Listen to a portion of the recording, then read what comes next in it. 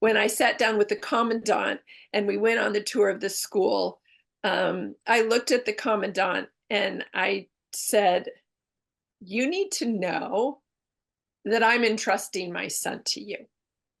And I'm not going anywhere. I'm partnering with you. But for me to drop him off at this school is a big deal to me." And he said, "Yes, ma'am." I know that. And and I have to say that after my son being there for 2.5 years and now having been on the board, it's really true. The staff are very special people at MMA.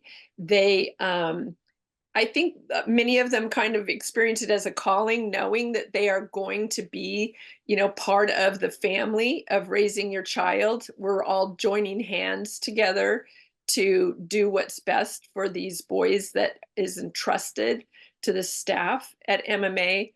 And so the transition, I think I was told in my day that do not call the school the first week. Let him adjust. And that first week was hard. I counted every minute of every day, wondering if I did the right thing, wondering if I was a terrible mother, wondering if I was a horrible psychologist to go drop my kid off at a boarding school.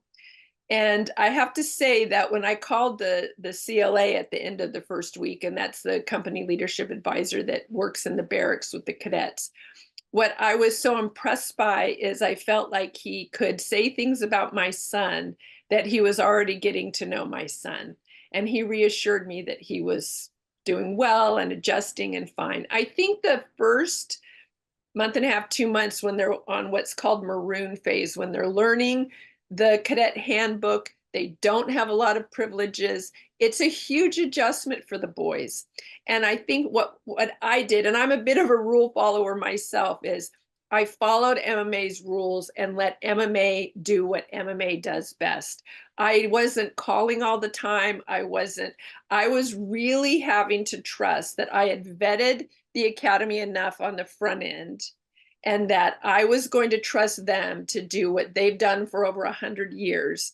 And they were going to do what they knew best. And what I found when I went after 6 weeks for the Valentine Ball and spoke with my son, that he was really adjusting. He was proud of himself. He had new goals. He had role models in his peers. I remember him telling me that, when some boy got in trouble, he had to drop and do some push-ups, and the company commander dropped with him.